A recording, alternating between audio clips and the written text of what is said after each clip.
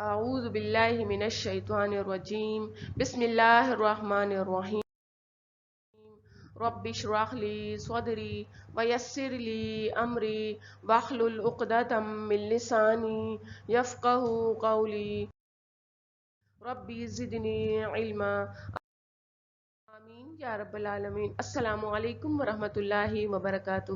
S S L degree college کے plate form سے مس نبیلہ انجم اسلامیات کے مضمون کے ساتھ برائے جماعت 11ویں میں آپ کے سامنے موجود ہے۔ ہمارے جس چیپٹر کا لاسٹ ٹائم آغاز ہوا تھا وہ ہمارا یہ باب ہے جس کا نام ہے اسوہ رسول اکرم صلی اللہ علیہ وآلہ وسلم۔ اسوہ کے معنی بہترین نمونہ، کس کا؟ رسول اکرم صلی اللہ علیہ وسلم کا۔ اللہ تعالیٰ نے قرآن پاک میں ارشاد فرمایا لقد کان لکم فی رسول اللہ اسوۃ حسنہ، آپ صلی اللہ علیہ وسلم کی زندگی ہمارے لیے بہترین نمونہ ہے۔ تو اس نمونے کے مطابق اگر ہم زندگی گزاریں گے تو ہمیں دنیا اور آخرت دونوں کی کامیابی حاصل ہوگی۔ اس ٹاپک سے ریلیٹڈ ہم نے لاسٹ ٹائم جو لیکچر دیا تھا اس میں ہمارے 3 ٹاپک ڈسکس ہو چکے تھے۔ انشاءاللہ تعالیٰ ہم چوتھے ٹاپک پر آئیں گے، لیکن اس سے پہلے ہم درود شریف پڑھتے ہیں۔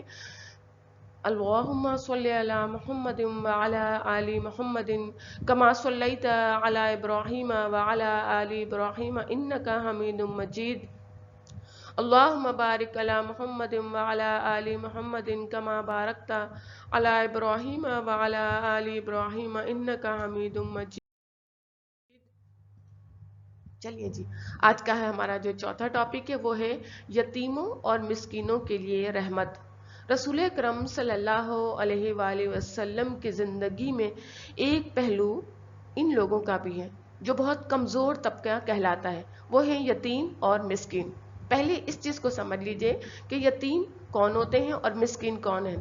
یتیم ان بچوں کو کہا جاتا ہے جن کی چھوٹی عمر میں ہی یعنی بچپن میں ہی ان کے والد کا انتقال ہو جائے، ٹھیک ہے، چونکہ ان کے والد ان کے کفیل تھے، ان کو کما کر لا کر دیتے تھے جن سے وہ اپنی ضروریات زندگی پوری کرتے تھے، لیکن اب ان کے والد کا انتقال ہو گیا ہے، لہٰذا اب وہ کیا کہلائیں گے؟ یتیم کہلائیں گے، ٹھیک ہے۔ یہ ہمارے معاشرے کا کمزور ترین طبقہ ہے جن کو ہماری ضرورت ہے، ہماری مدد کی ضرورت ہے تاکہ ہم ان کی مدد کر کے اپنے لیے اجر و ثواب کما سکیں۔ مسکین کون ہوتے ہیں؟ مسکین ایسے لوگ جو اتنے غریب ہوں کہ وہ کماتے تو ہوں لیکن ان کی بنیادی ضروریات پوری نہ ہوتی ہوں۔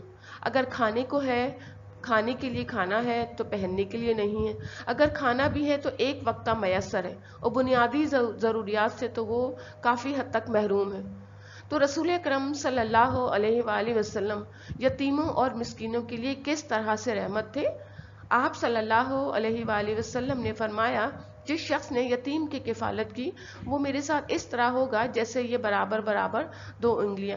آپ صلی اللہ علیہ وسلم نے 2 انگلیوں کو آپس میں ملا کر اشارے سے بتایا، اور جو شخص یتیم کی کفالت کرتا ہے قیامت کے دن اس کے اتنے گناہ معاف کر دیے جائیں گے جتنے اس یتیم بچے کے سر پر بال ہیں۔ لہٰذا ہمیں یہ ترغیب ملتی ہے کہ ہم یتیموں کی کفالت میں اپنا حصہ ڈالیں، چاہے ان کو اپنا وقت دیں، چاہے ان کے اوپر اپنا مال خرچ کریں، چاہے ان کو ٹائم دیں، کسی طرح بھی اپنا وقت تھوڑا سا نکال کر ان یتیم بچوں کے لیے اپنی ان کی ضروریات زندگی کو بھی پورا کریں، کیونکہ دیکھیں باپ کی کمی تو کوئی پوری نہیں کر سکتا، لیکن جس حد تک بھی ہم حصہ ڈال سکتے ہیں اس میں شامل ہو جائیں اور اجر و ثواب کمائیں۔ پھر مسکینوں کے لیے رحمت، رسول اکرم صلی اللہ علیہ وسلم کے دروازے پر اگر کوئی بھی سوالی آتا تھا، آپ سے سوال کرتا تھا، کچھ مانگنے کے لیے آتا تھا، تو آپ صلی اللہ علیہ وسلم کبھی بھی اس کو خالی ہاتھ نہیں لوٹاتے تھے، ٹھیک ہے۔ اگر اس کو کھانے کی ضرورت ہے تو اس کو کھانا دے دیا کرتے تھے، اگر اس کو کپڑوں کی ضرورت ہے یا اس کو قرض کی ضرورت ہے اس کو قرض دے دیا کرتے تھے۔ رسول اکرم صلی اللہ علیہ وسلم غریبوں کے ساتھ، مسکینوں کے ساتھ بہت رحم دل تھے، آپ ان کے ساتھ بہت شفقت سے پیش آتے تھے۔ تو ہمیں رسول اکرم صلی اللہ علیہ وسلم کے اسوہ سے جو کچھ سیکھنا چاہیے آج ہمارے معاشرے میں یہ موجود ہے۔ ان کو تو آپ بہت اچھی طرح جانتے ہوں گے، عبدالستار ایدھی، یہ وہ شخصیت ہیں جنہوں نے یتیم بچوں کی کفالت میں بہت اہم کردار ادا کیا۔ یہ ان کے باقاعدہ بڑے بڑے ادارے ہیں جن میں بچوں کی کفالت ہوتی ہے، وہ بچے جن کا کوئی آسرا نہیں ہوتا، جن کا کوئی کمانے والا نہیں ہوتا، یہ بچے وہاں پر موجود ہوتے ہیں، اور عبدالستار عیدی صاحب ان کی کفالت کیا کرتے تھے۔ اب تو یہ دنیا میں موجود نہیں ہے، لیکن ان کا نام اور ان کا کام آج تک زندہ ہے اور ہمیشہ زندہ رہے گا۔ رسول اکرم صلی اللہ علیہ وسلم پر کے نقش قدم پر چلنے کی یہ ایک بہترین مثال ہے۔ تو دیکھیں، ہم آپ صلی اللہ علیہ وسلم کی زندگی کے طریقے کو جب اپنی زندگی میں لے کر آئیں گے تو اس طرح کے لوگ پیدا ہوں گے جن کے کام اور نام دونوں زندہ رہیں گے، دونوں باقی رہیں گے۔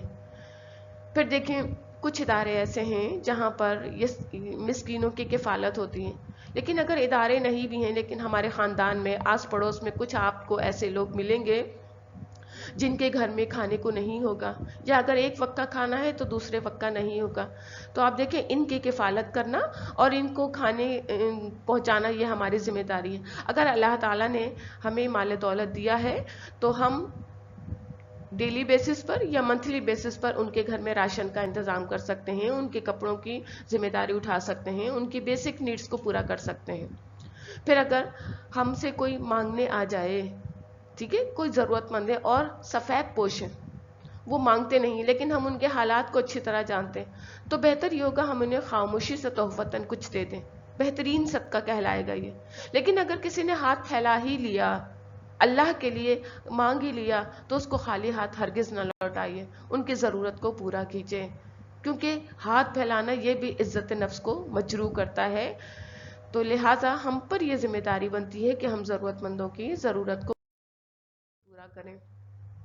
نمبر 5 ہمارا جو پوائنٹ ہے وہ ہے غلاموں کے لیے رحمت۔ رسول کرم صلی اللہ علیہ وآلہ وسلم کے دور میں اور اس سے پہلے ایک سلسلہ تھا، وہ تھا غلاموں کا سلسلہ۔ غلام وہ طبقہ تھا، ایسا غریب طبقہ، ایسے کمزور طبقے جس میں انسانوں کی خرید و فروخت ہوا کرتی تھی، ان کے باقاعدہ بازار لگا کرتے تھے، ان میں بچے بھی ہوتے تھے، بوڑھے بھی ہوتے تھے، جوان بھی ہوتے تھے، ان کو خریدا جاتا تھا، اور جو خریدنے والے مالدار ہوتے تھے وہ ان کو خرید کر لے جاتے تھے، وہ ان کے آقا کہلاتے تھے۔ جب یہ ان کو اپنے گھروں میں لے جاتے تھے تو یہ لوگ ان کے کام کیا کرتے تھے، اور یہ لائف ٹائم کے ان کے ماتحت ہوتے ہیں، یعنی ان کے انڈر میں رہ کر کام کیا کرتے تھے۔ ان کی اپنی مرضی کی کوئی زندگی نہیں ہوتی تھی، یہ ٹوٹل آقا کی مرضی کے مطابق اپنی زندگی کو گزارا کرتے تھے، ٹھیک ہے۔ لیکن جب اسلام غالب آیا تو اسلام میں غلاموں کی آزادی کی بڑی ترغیب دی گئی، بہت اہمیت رکھی گئی۔ رسول کرم صلی اللہ علیہ وآلہ وسلم کے بھی غلام تھے جن کو حضرت خدیجہ الکبریٰ نے خرید کر آپ صلی اللہ علیہ وسلم کی خدمت میں پیش کیا، تو وہ آپ کی بہت خدمت کیا کرتے تھے۔ ان کا نام تھا حضرت زید بن حارثہ۔ یہ بچپن میں گم ہو گئے تھے اور کسی نے ان کو بازار میں لا کر بیچ دیا تھا، اور وہاں سے حضرت خدیجہ الکبریٰ نے خرید کر ان کو حضرت محمد صلی اللہ علیہ وسلم کی خدمت میں پیش کیا، اور وہ آپ کے ساتھ رہنے لگے۔ رسول اکرم صلی اللہ علیہ وسلم ان سے بہترین سلوک کرتے تھے، ان کو اپنے ساتھ بٹھا کر کھانا کھلایا کرتے تھے۔ 9 عمری کی عمر تھی، چھوٹی عمر تھی، لیکن محبت ایسی تھی جیسے بیٹوں سے محبت ہوتی ہے۔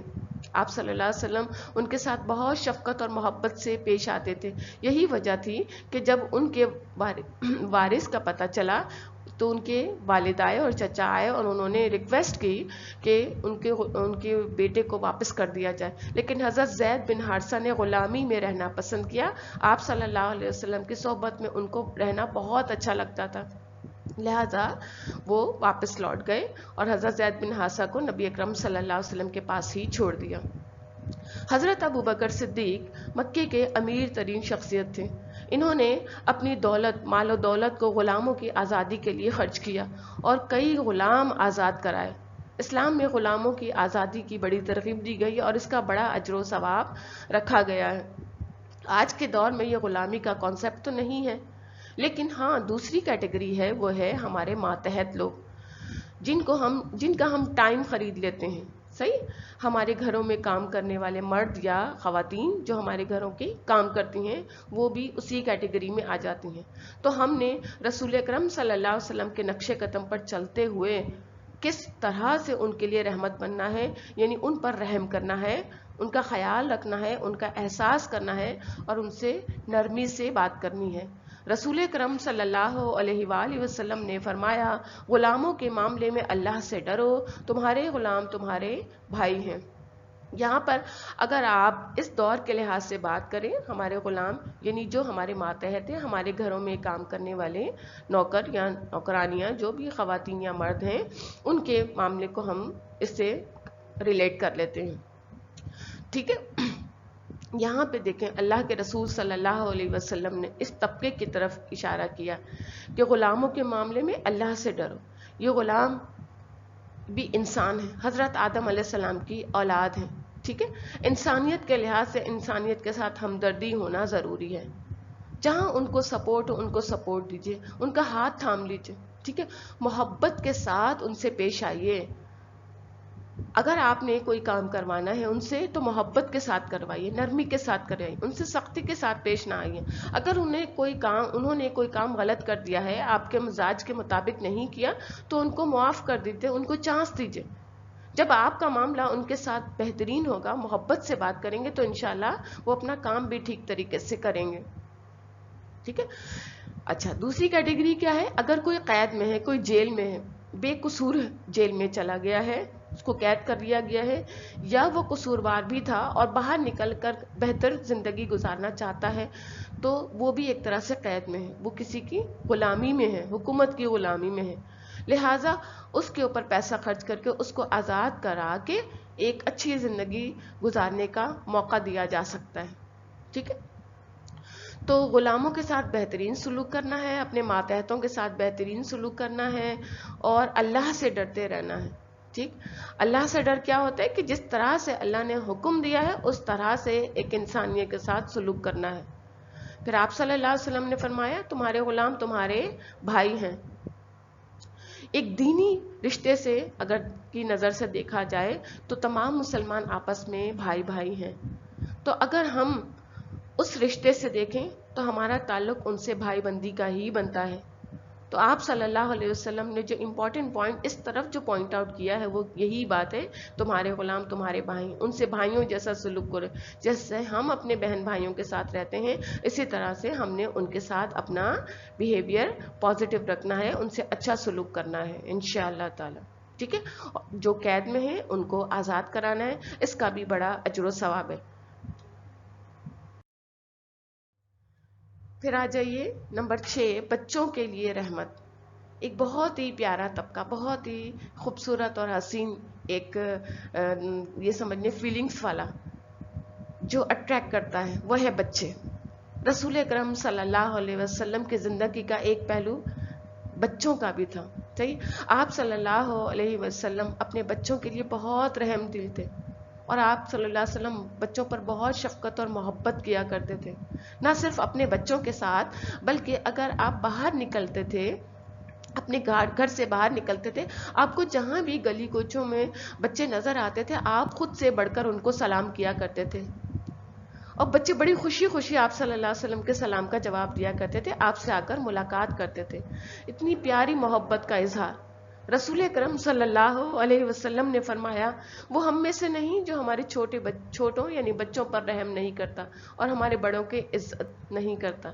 دو چیزیں اس میں بتا دی رسول اکرم صلی اللہ علیہ وسلم کے الفاظ مبارک، ہمارے لیے لازم ہے کہ ہم اس پر عمل کریں، اور آپ نے بتا دیا کہ وہ ہم میں سے نہیں ہے، یعنی ہم کون ہیں؟ انسان بحیثیت مسلمان، جو ہمارے چھوٹے کون ہوتے ہیں؟ ہمارے گھر کے بچے، ٹھیک ہے، ہمارے اپنے بچے یا ہمارے بچوں کے بچے یا ہمارے بھائی کے یا بہنوں کے بچے، یہ بڑے پیاری اٹریکٹیو شخصیت ہوتی ہیں، یہ محبت کی طرف کھنچتے ہیں۔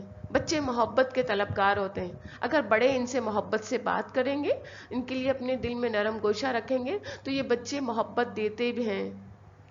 بچے صرف محبت کی چاہت رکھتے ہیں، یاد رکھیے گا، لہٰذا ہم نے ان سے محبت دینی ہے، ہمیں ان سے محبت کرنی ہے، ٹھیک ہے۔ اگر ہم چاہتے ہیں کہ ہمیں محبت ملے تو ہمیں پہلے ان کو محبت دینی ہوگی، اور یہ کب ہوگی محبت؟ جب ہمارے دل میں رحم ہوگا، نرم گوشہ ہوگا، ٹھیک۔ اور ہمارے بڑوں کی عزت نہیں کرتا. جہاں بچے ہیں وہاں تعلق بڑوں کا بھی ہے. بڑے یعنی جو ہمارے والدین ہیں, ہمارے بڑے بہن بھائی ہیں, یہ ہمارے بڑے ہیں, ان کی عزت کرنا ہمارا فرض ہے. اگر ہم ان کی عزت کریں گے تو ہمیں بھی محبت ملے گی.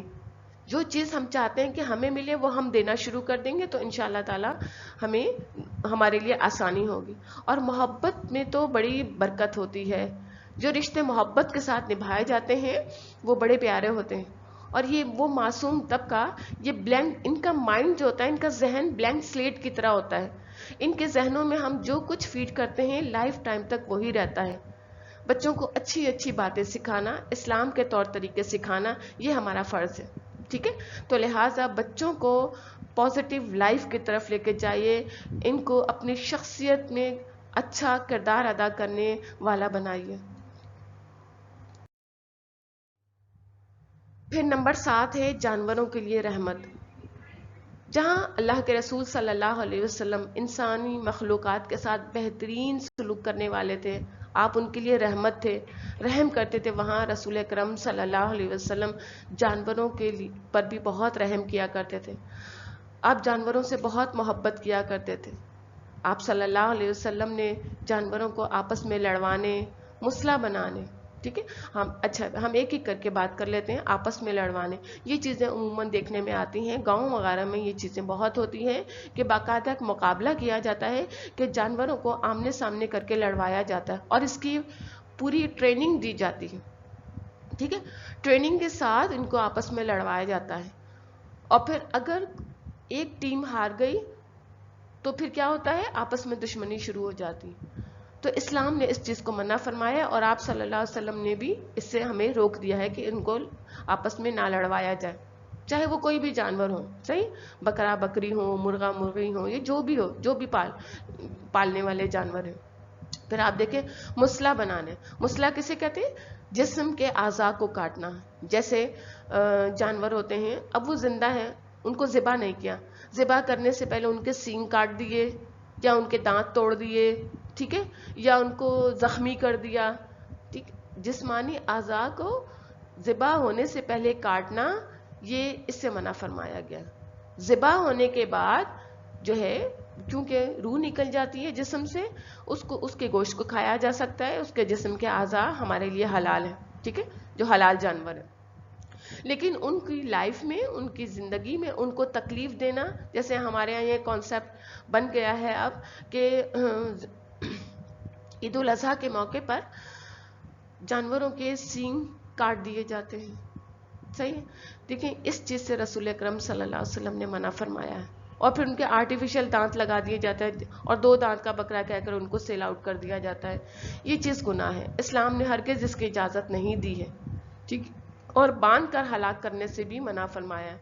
باندھ کر ہلاک کرنے یعنی ان کو کسی چیز سے باندھ دیا جائے, اور اس کے بعد پھر ان کو گولی سے مارا جائے یا کسی اور چیز سے مارا جائے. اسلام کا جو طریقہ ہے وہ ذبح کا سنت طریقہ ہے, اس کو فالو کرنا بہت ضروری ہے. ٹھیک ہے, اور جانوروں کے گھروں کو جلانے سے منع فرمایا. جانور بڑی محنت سے گھر بناتے ہیں, جس طرح انسان محنت سے گھر بناتے ہیں اسی طرح جانور بھی اپنے گھر بناتے ہیں. لہٰذا اگر آپ کے گھر میں یا کہیں اور پر بھی جانوروں نے اپنے گھونسلے بنائے ہیں, جیسے چڑیاں اپنے گھونسلے بنا لیتی ہیں, ان کو انڈے دینے ہوتے ہیں, تو جب وہ انڈوں کا سیزن آتا ہے تو وہ اپنا گھر تیار کر لیتی ہیں اور اس میں انڈے دیتی ہیں. تو اس صورت میں یہاں پہ کیا منع فرمایا کہ ان کو گھر کو نہ توڑا جائے اور نہ جلایا جائے. ٹھیک ہے, ایک مرتبہ رسول اکرم صلی اللہ علیہ وسلم مسجد سے نماز پڑھ کر باہر نکل رہے تھے, تو آپ نے دیکھا ایک چڑیا چاروں طرف پھڑپھڑا رہی ہے. صحیح, تو رسول اکرم صلی اللہ علیہ وسلم نے اس کی تکلیف کو محسوس کیا اور پوچھا کہ کس نے اس کو پریشان کیا ہے. تو ایک شخص نے کہا, یا رسول اللہ صلی اللہ علیہ وسلم, میں نے اس کے گھونسلے سے انڈے اٹھا لیے ہیں. تو آپ صلی اللہ علیہ وسلم نے ناراضگی کا اظہار فرمایا اور فرمایا, اس کے انڈے واپس رکھو, تم نے اس کو کیوں تکلیف دی. تو آپ دیکھیں اس طرح سے جانور کو پریشان کرنا, ان کے گھروں کو جلا دینا, یا ان کے گھر کو توڑ دینا, یا ان کے انڈے اٹھا لینا, اس سے منع فرمایا گیا. جہاں انسانیت کو تکلیف دینے سے منع کیا گیا, وہاں اس مخلوق کو بھی تکلیف نہیں دینی چاہیے. اسلام ہمیں یہ تہذیب سکھاتا ہے.